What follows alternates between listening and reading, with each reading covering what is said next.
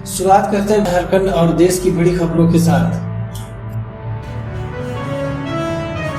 झारखंड में corona virus के बढ़ते मामले के बीच आज भी बड़ी संख्या में मरीज मिले हैं। आज शनिवार को 1239 मरीज राज्य में मिले। इसके अलावा 1728 मरीज स्वस्थ भी हुए। 5 मरीजों की आज कोरोना से मौत हुई।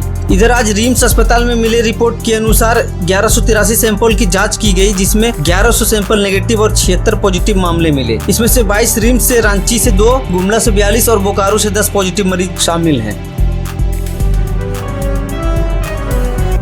झारखंड के 12 जिलों से मुख्यमंत्री आवास और राजभवन का घेराव करने रांची पहुंचे करीब 2300 सहायक महिला पुरुष पुलिसकर्मी पर शनिवार को पुलिस लाठीचार्ज कर दिया। इसमें 2 महिला होमगार्ड बेहोश हो गयीं। 3 साल के लिए अनुबंध पर बहाल हजारों सहायक पुलिसकर्मी अस्थायी नौकरी की मांग को लेकर सीएम आवास का घेराव करने रांची पहुंचे थे। इस दौरान राजभवन के समीप कुछ महिला सहायक पुलिसकर्मी पर सुरक्षा तैनात IRB के जवान ने लाठीचार्ज कर दिया। इस वजह से 2 महिला पुलिसकर्मी बेहोश हो गयी। महिला पुलिसकर्मी अपने छोटे छोटे बच्चों को लेकर आई। आंदोलन के दौरान कहीं भी सोशल डिस्टेंसिंग का पालन नहीं हो रहा था। कुछ पुलिसकर्मी मास्क जरूर लगाए थे। आंदोलन में शामिल सहायक पुलिसकर्मी को वार्ता के लिए DIG और रांची SSP के पास ले जाया गया। DIG ने उन्हें अन्य पुलिसकर्मी की तरह छुट्टी देने पर कार्रवाई किए जाने का भरोसा दिया, लेकिन अस्थायी करने सहित अन्य मांगों पर बातचीत नहीं बनी। इसको देखते हुए सहायक पुलिसकर्मी का कहना है कि जब तक मामले में CM से वार्ता नहीं होती और ठोस कार्रवाई का आश्वासन नहीं मिलता, वो आंदोलन पर डटे रहेंगे। झारखंड पेयजल व स्वच्छता मंत्री मिथिलेश ठाकुर ने कहा कि जल जीवन मिशन के तहत वर्ष 2024 तक राज्य के सभी घरों में पाइपलाइन से पेयजल पूर्ति की जाएगी।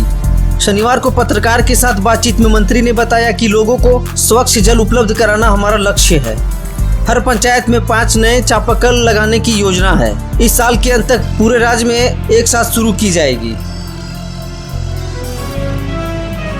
आगामी बिहार विधानसभा चुनाव में अब ज्यादा समय बचा नहीं है। ऐसे में सभी राजनीतिक पार्टियां अपना अपना गठबंधन मजबूत करने में जुटी हुई है। झारखंड के मुख्यमंत्री हेमंत सोरेन ने रांची के रिम्स जाकर राजद सुप्रीमो लालू प्रसाद यादव से मुलाकात की। लालू प्रसाद रिम्स के केली बंगला में इलाजरत हैं। उनका इलाज रिम्स के पेइंग वार्ड में चल रहा था, लेकिन कोरोना के बढ़ते संक्रमण को देखते हुए उन्हें केली बंगला में शिफ्ट किया गया है। लालू प्रसाद और हेमंत सोरेन के बीच करीब 1.5 घंटे बातचीत हुई। लालू से मिलने के बाद हेमंत बाहर आए और वहां उपस्थित पत्रकारों से बात की। इस दौरान उन्होंने कहा कि बिहार में हम लोग साथ चुनाव लड़ें, इसके लिए प्रारूप की तैयारी हो रही है। इसी संबंध में लालू जी से चर्चा करने के लिए गया था। आपको बता दें कि झारखंड में झारखंड मुक्ति मोर्चा, कांग्रेस और राजद गठबंधन की सरकार है। CM सोरेन ने आगे कहा कि लंबे अंतराल के बाद लालू प्रसाद यादव का स्वास्थ्य का हाल जानने आया था। लालू प्रसाद का स्वास्थ्य पहले से काफी बेहतर है। कहा कि इस मुलाकात में बिहार चुनाव को लेकर राजनीतिक पर भी चर्चा हुई।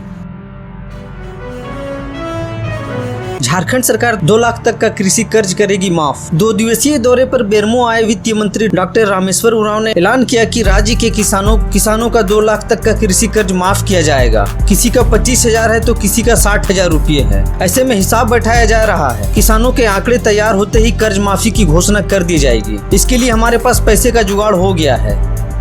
वित्त मंत्री पेटरवार स्थित चांदो पंचायत में आयोजित बूथ स्तरीय कार्यक्रम को संबोधित कर रहे थे। इस दौरान पार्टी के 10 पंचायतों के बूथ स्तरीय पदाधिकारी मौजूद थे। डॉक्टर उरांव ने अन्य कई महत्वपूर्ण बातें कही। इस दौरान उन्होंने पार्टी के कार्यकर्ताओं को जीत का मंत्र भी दिया। विधानसभा चुनाव को लेकर बिहार में बीजेपी आत्मनिर्भर बिहार कैंपेन की शुरुआत कर दी, लेकिन इस पर तेजस्वी यादव ने पलटवार किया और कहा कि पहले तो अपने पार्टी को आत्मनिर्भर बनाएं, उसके बाद ही बिहार के बारे में सोचें। तेजस्वी यादव ने कहा कि बीजेपी ने आत्मनिर्भर बिहार के बारे में बात की है।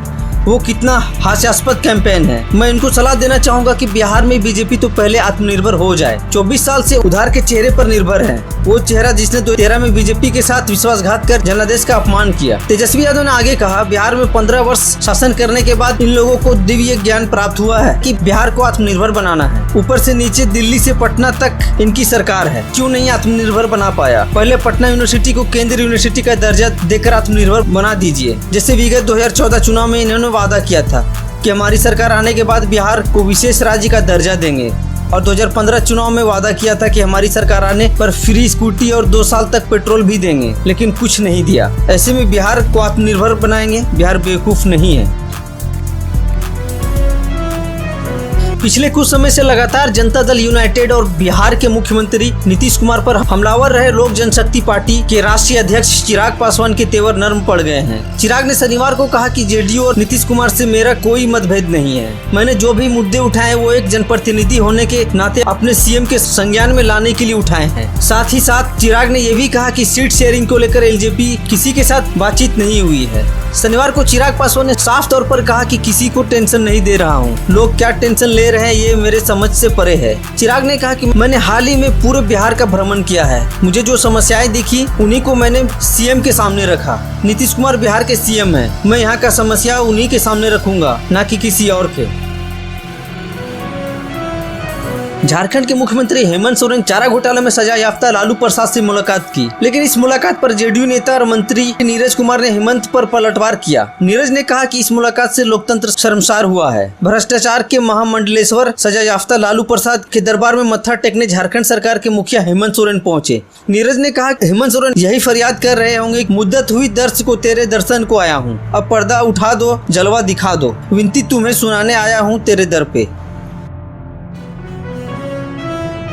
कांग्रेस अध्यक्ष सोनिया गांधी मेडिकल टेस्ट के लिए शनिवार को विदेश रवाना हुई। उनके साथ राहुल गांधी भी गए हैं। पार्टी महासचिव एवं मुख्य प्रवक्ता रणदीप सुरजेवाला ने ये जानकारी दी। सुरजेवाला ने ट्वीट किया, कांग्रेस अध्यक्ष सोनिया गांधी चिकित्सा जांच के लिए आज विदेश गई हैं। ये चिकित्सा जांच महामारी के कारण टल गई थी। उनके साथ राहुल भी गए हैं। उन्होंने कहा, इस मौके पर हम उनकी अच्छी कामना के लिए धन्यवाद देते हैं। विदेश जाने से पहले सोनिया गांधी ने शुक्रवार को संगठन में व्यापक बदलाव को मंजूरी दी।